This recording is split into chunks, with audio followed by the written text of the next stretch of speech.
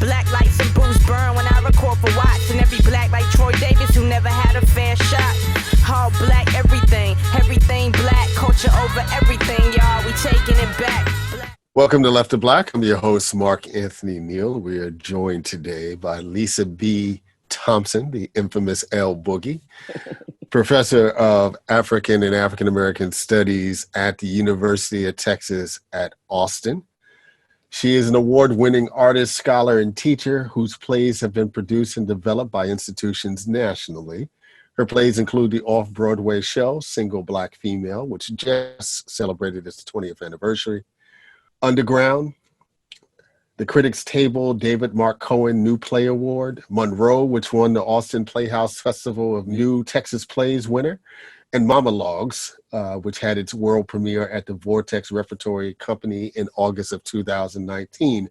She's the author of Beyond the Black Lady, Sexuality and the New African American Middle Class, and her work has been published in Contemporary Plays by African American Women, 10 Complete Works, which was published by the University of Illinois Press in 2015. Her latest book is Underground, Monroe and the Mamalogues, 3 plays just published by Northwestern University Press. Of this new collection, Isaiah Matthew Wooden writes, the lushness of Lisa B. Thompson's singular theatrical imagination is on full display in this dazzling trio of plays. Writing with remarkable urgency, creativity, humor, and humanity, Thompson crafts complex characters and worlds that affirm and invite us to delight in the beauty of Black life. What's up, L Boogie? Hey, what's happening? That's the man. The man is in the house. It's great to see you virtually. And hopefully we'll be able to hang again in real life soon. Yeah, and let's start with this new collection because, you know, one of the things it speaks to, you know, not only that you're a prolific playwright, but really delving into really different kinds of themes. You know, Monroe, about this place down south that produces Black people, you know, as so many places down south do. The Mamalogues, right, which is, of course, a play about what it means to be a Black mother. And then perhaps my favorite, you know, Underground, because it so captures the political moment that we're in. Talk a little bit about these 3 very different modes of storytelling that you're in. Thank you for first having me on. I'm a double internee or whatever, you know. So it's nice to be back in Left and Black, and I'm so glad you're doing this work for Black artists and scholars. And a lot of folks don't realize you have artists on a regular basis as well. So I'm doing double duty. And for me, this collection is really special because it has all the plays that I had the world premieres in Austin, where I arrived here in 2012. And it's just been kind of amazing. There were 2 of the plays began in other places. I began working on Monroe as a graduate student at this was actually in a playwriting class I took with Cherie Moraga, and that was a class project was to write a full-length play during that course, and then also have a reading and have it casted. And I'll tell a funny story about that if I have time. But I was really thinking about what it meant for a Black spirituality meant at that time when I first wrote it, for us to have this certain kind of religious tradition. And then there's my fascination at that time with Catholicism, and you know, many of my friends were Catholics, and looking at how differently they worship the 2 different traditions, religions. So, and later when it was picked up by Austin Playhouse, I put it on the shelf for a long time, and friends kept saying, you know, send it out, it's a great play. And they swooped it up for this festival, and I just started doing, you know, more revisions and rewriting that I had done over the 20 years since I first wrote it. And it struck me at that time, we had Brian Stevenson was about to open the museum. And at that time, you're getting more information about what was going on in terms of lynching in the U.S. And I'm discovering, oh my God, Monroe, which my mother is from, and where my great-grandfather started True Vine Baptist Church, founding pastor. And it's number 5 in the list of the most it's in Rashida parish, and number 5 in terms of number of lynchings in the U.S. So I realized looking after when it was about to go up, like, oh my God, I was actually doing spirit work. I didn't know what I was doing. I thought it was really only about, religion and how, faith works, and then landing on lynching. And I didn't, at that point when I first wrote, I didn't know that Huey Newton was from Monroe. I didn't, and I'm thankful for the work that Isabel Wilkerson did with one of other sons to put the Black migration from the South to California on the map, and that's what I'm working on now. Now this is Monroe is part of a trilogy, and I'm working on second installment, which is called Gold, which is set in San Francisco in 1972 with the height of the Black population, which has been gentrified out of oblivion now, and I'm a native San Franciscan. And then the next one after that will be Flood, which is going to be set in the South, and the reverse migration that's happening, which I'm part of myself, to the South, right? And Underground began in Albany, where we both know very well. But I guess maybe the seeds for that really began in LA during the uprisings for Rodney King. And I wanted a place to put that feeling of urgency when the world is upside down, when you have National Guard, M16s at the time, that was a big weapon, and tanks on the street, and Black people are suffering and rightfully indignant and pissed off and ready to tear stuff up. So that's what Underground came out of that. And each play has its own, the reason why they're different genres, and because Mamalogues was born out of being a mother, and at the ripe old age of none of your business, but but realizing there's certain stories that haven't been told about what it means to be a Black mother that I wanted to tell, that I was experiencing and feeling like a crazy person and needed to. So it's about me having a conversation too. With these pieces are about having a conversation with the world. So the stories themselves tell me what genre they should be and what style it should be. You gon' learn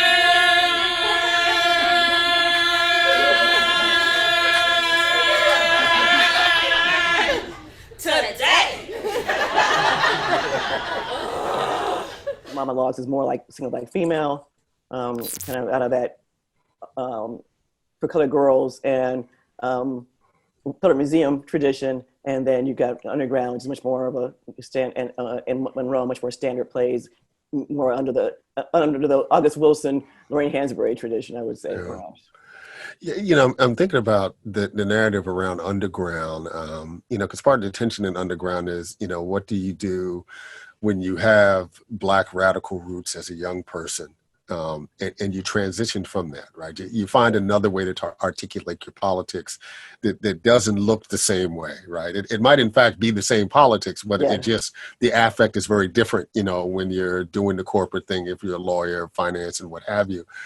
In many ways, in reading through it, it felt like for me almost a metaphor for conversations that Black scholars are having at this moment, trying to find what the right pitch is in this moment of urgency, in this moment of transition, where there are calls for radicalism in certain ways, and trying to measure our position in the academy and our relative, influence in that space, and still trying to be connected to what's happening in the streets. Absolutely. It is. Shirley Jo Finney, who's a wonderful Black feminist director, she said to me, this reminds me of The Meeting, that play from the author's name. Gosh, I'm forgetting his name. I teach it all the time. Jeff Stetson, I believe.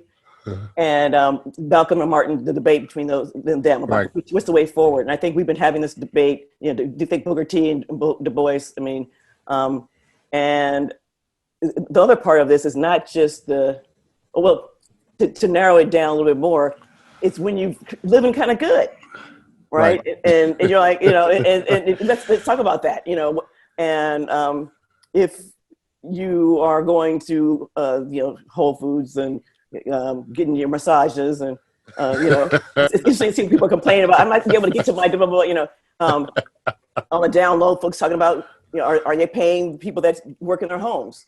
Do I pay them during COVID? How do I do, how do your politics show up when things get thick?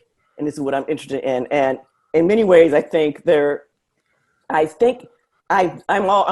in the vote camp right now. Like, we're going to vote, but I'm always like, I never just like, okay, just brush my teeth. I gotta take a shower. I gotta get dressed. I mean, it's all the stuff. Somebody can say, well, I don't believe in brushing your teeth, and he was going to say, well, you might have later on, might end up having some real. Not brushing my teeth today, it might fall into line with some other issues. So I think we need to think about short term, long term, and all the above. But ultimately, I'm wondering if the folks who are making our lives a living hell, murdering our children, murdering our elders, just murdering us, right? Whether you're talking about our mortality rate for Black people, from infants to mothers to Black men, horrendous, literally killing us, are just going to give it up because of voting, and that, or there's so-and-so's on the board of so-and-so, or so-and-so is the president of this. I definitely think people in those positions are doing great work. Some of the people are my friends. I'm become some of those people in some ways, right? But the folks that are either doing the dirty work or turning their cheek and not doing anything, they have a lot of work to do, and that's part of the rage. And I realize just how much we've had to bite our tongues over our lifetimes. You get certain places in your life. So Underground's about that. Friends are talking about, man, we're here, what are we willing to, the question comes up is, what are you willing to die for? And that's what we have to all at some point consider. Yeah. You mentioned Mamalogues is your own experience trying to work through and talk about what you experience in terms of motherhood and single Black motherhood in this context. And I want to raise that point to the question about process. I can remember 17, 18, 20 years ago, sitting at the Starbucks on Wolf Road, you, myself, Nick Young, just a bunch of Black smart people who decided that in order to get through this process, we were going to sit there and work together and talk together and work through all kinds of things. And for me, at least, I cherish those times because there was a community of folks to work through. The almost more successful you get in the academy, the more isolated you get, right, in terms of having those kind of communities. And clearly that's been the case in this COVID moment. How have you balanced trying to do the work, in isolation, in lockdown, and with a new teenager, bouncing off the walls and in his own way pissed off, right, at all the constraints that are being placed on him, in this moment. That's a great question. Yeah, I do feel like community is even more important because we're physically isolated. And I've had the blessing of starting this ragtag writing group that we meet every Friday. And it's a highlight of my week. And I've always wanted to have a writing group of folks that were academics. I've had creative writing groups in the past that were really important, foundational. That whole group of us in San Francisco back in the day, Cohen Domingo, Nicononia Rose, Benton Green. I mean, all of us were, Ricardo Bracho, Jorge Ignacio Cortinez, all of these folks that we kind of came up together. And people are like, how do you know these people? Like, we were all running around just making stuff together. So that was really important and foundational. And that taught me how important it was to have people that you shared your work with. And I was actually, maybe going back even further back, wait a minute, to LA. And when I was finishing up, I finished my master's, and it was a growing group of Black women writers. Ruth Foreman, Angela Ards, Natalie Brazil of Queen Sugar fame. Queen Sugar fame, yeah. And it was just a beautiful. I hope I'm not forgetting anybody. If I am, blame it on the COVID / geriatric brain coming through. But so I tell my students all the time, don't worry about so and so putting you on. Level up with your people. And so, because we sharpen each other, and that's what's been. What. And then looking at now, it's like, oh my God! And I just saw Ruth the other day, and saw Natalie a couple years ago, and we're staying in touch other ways. But it's just a beautiful. It helps. They're touchstones. So it's good to look back that have a 30-year history with folks, and that you've come up with and see what they've done. And then the current moment, I'm also. Because you can mail things around, that's also helpful. Hit people up like you. What do you think about this? So that's important. So I feel blessed. But people, as you say, people have to realize, do I have the 20 minutes for Lisa call right now? Because she gonna go. Right, because we got 20 minutes of the performance before we actually get to the conversation. Facts. I get guilty. Right now, like I said, I'm sweating like I'm a bad girl in the church, in the choir. I'm sorry, Reverend. All right. But that's one of the things I've often appreciated about your practice. You've built a career that's based on long game. And long game in this sense is also about building relationships over decades that were as important to you in the early days of your career, when you were literally hustling, as they are now when you're more established, right? So, as you're reeling off these names, it's almost like a Forrest Gump quality, in you describing your career, right? And including that young student who sat in your class, who read for one of your plays, who's now an award-winning actor. Just a little bit. He and his girlfriend at the time, who's now his wife, the little colonel is the person that was in Monroe. And in that moment, I saw him on stage. I knew he would be a star with Sterling K. Brown. And I was like, oh my God. And Ryan, his partner in crime, they're a beautiful couple, example of Black love. But Ryan Bath, she destroyed Viola. So my dream is to have that come back, that happen again. But I am so, I joke around all the time. I'm a black feminist, Forrest Gump. It's like, my teachers were, Sean Gay and DeVere Smith. I mean, you couldn't, and I wasn't planning any of this. It was just, because you say, I wasn't hustling in the beginning. I was just having fun. I was not even thinking about it. Someone said to me, oh, we want to do your play, single black female. Who do you want? I'm like, I met this guy. I really like Cohen Domingo. It was the first play he ever directed of somebody else. And now, of course, the rest is history. But it's a beautiful life, and I've been really blessed. And I'm blessed also to allow them to the university, because I want to make sure that's important to me as an artist scholar, that we keep these things porous, and that students get chances to meet the folks that are just putting stuff out there. So I have something in the works for the fall, who I'm bringing out to UT Austin as part of our visiting performing artists residency. We have a residency, So let's talk about the Black stage for a moment, because when we think about all these platforms in which we want to be able to access, the Black experience, we always talk about music. We talk about fiction. We talk about nonfiction now, but primarily in terms of the autobiographical, the memoir. We're just coming up to speed to have a kind of, as Black folks, I would argue, a general literacy around visual culture. So that we actually know the name of artists and don't have to take art history classes, to figure this out. It's always felt to me, right, even in the moments when the stage seemed to be more vital, during the period of Lorraine Hansberry and folks like that, it's always felt as though the Black stage, Black drama has lagged behind these other platforms. How do you explain that? And as someone who is working in various platforms, right? How do you manage this dynamic? One is I think I've begun with a post I did actually for New Black Man to start to lobby for a realignment in that regard, in terms of Black studies and Black culture, and also to educate people about Black theater. I often get I post something and people I went to high school would say, when are you bringing it to blah blah blah, and people not really understanding the function of theater. I don't bring it anywhere. I'm not a producer. It is a producer that decides I'm going to bring this play, and they handle that part. So people can understand how that works. Not everybody wants to be Tyler Perry, who does wears all the hats.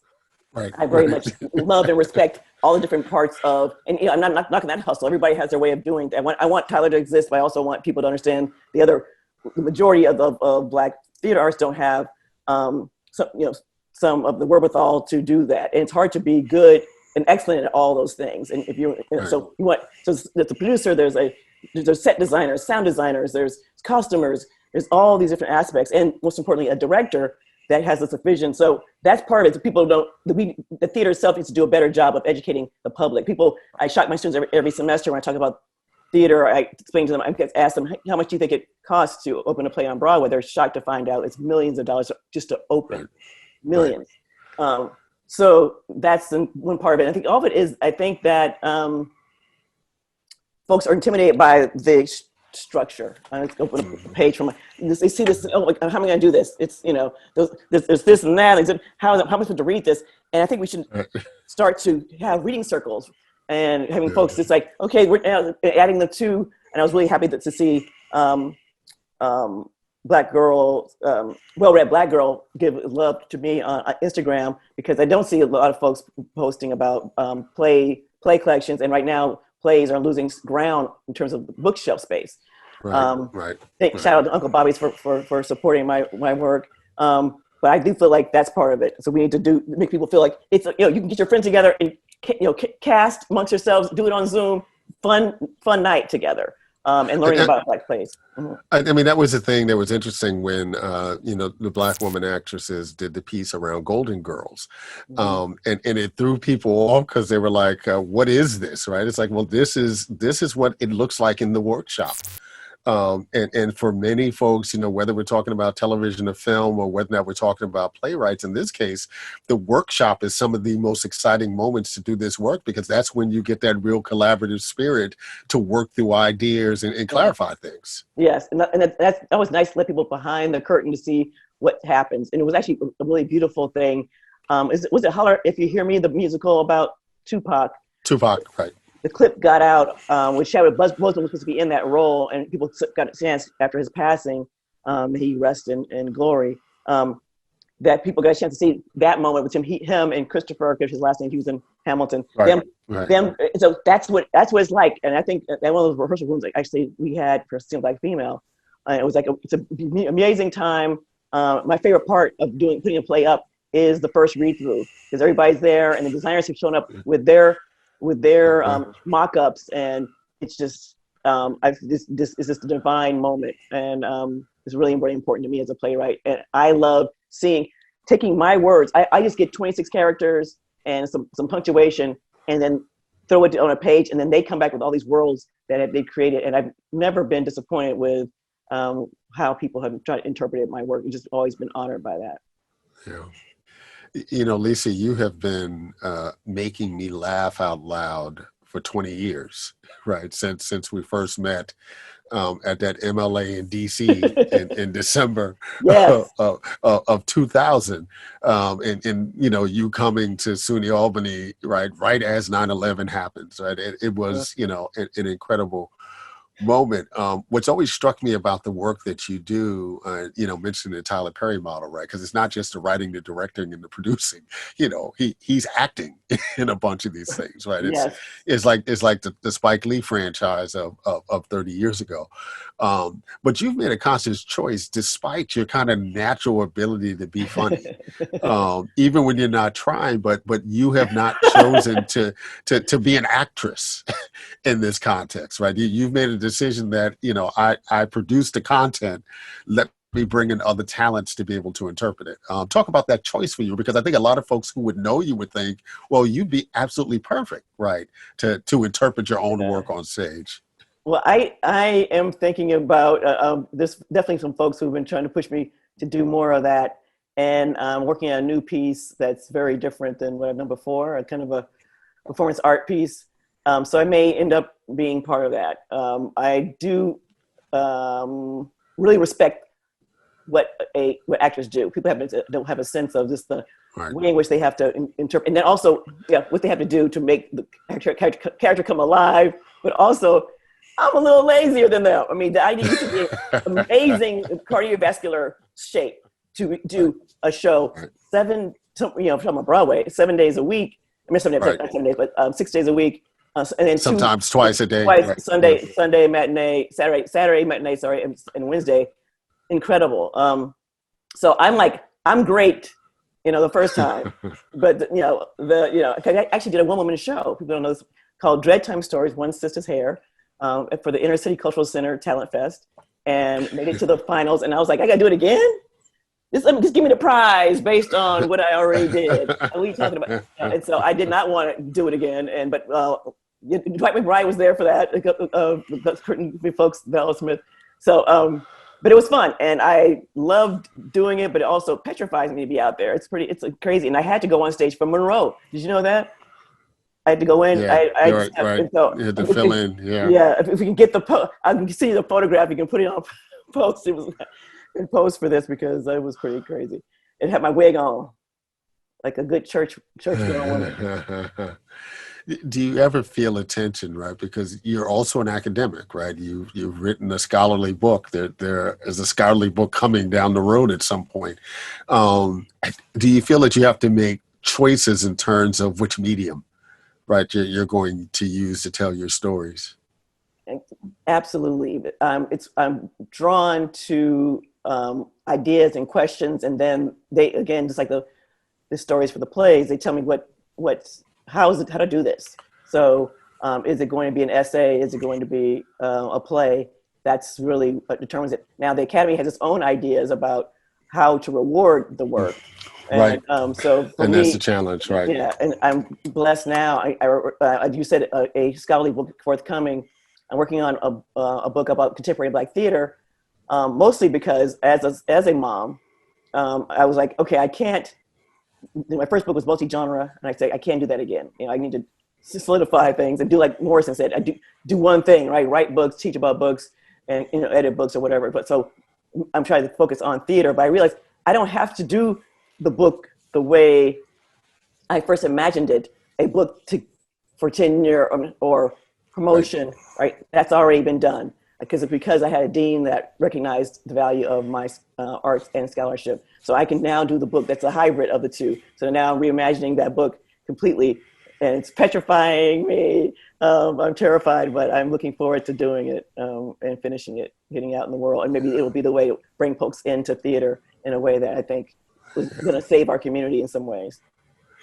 I had a chance recently to talk with Channing Godfrey Peoples, who is the writer and director of the film Miss Juneteenth. And one of the things she said that struck me in the conversation was about allowing the characters to let her tell some parts of the story, right? Where she wanted it to go one way and the characters were saying, no, it needs to go this way. Thinking about all of the characters that you have created, who is your favorite character? Ooh, I thought you were going to say who was the one that, so I'll tell you, I'll answer something else first, which is the one that decided I'm going to tell the story. And that was Mason in Underground. Underground was completely about Harriet. The first version of that, and it was not, he took over that completely, that story.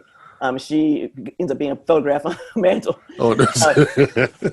And, as a Black feminist, that was it. This Black woman historian and how she's working through, and it was like, he just took over because this idea, this monologue, about what it means to be Black and how tired he is of certain kinds of performances of that. So, so my favorite character is Viola, I think, from Monroe, because she's the sassy auntie, which is what I was, because I had my son really late in life. So I really enjoyed being an aunt and being the sassy aunt that moved away and did all the, all the wild things. So I love her. And when I saw the play, I realized, oh my goodness, I brought back all these people in my family that at the time I first wrote it, they were all alive. I didn't know they had really inspired these characters in a lot of ways. So, so Monroe was really inspired by people in my family. And when Viola was my aunt Viola, who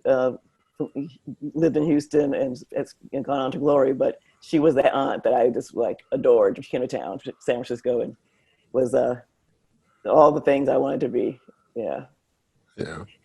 We've been talking with Professor Lisa B. Thompson, L. Boogie, professor of African Diaspora Studies at the University of Texas at Austin, author most recently of Underground, Monroe, and the Mamalogues, 3 plays, just published by Northwestern University Press. And been doing great work. Your book, E. Patrick Johnson just dropped one of his plays for the press.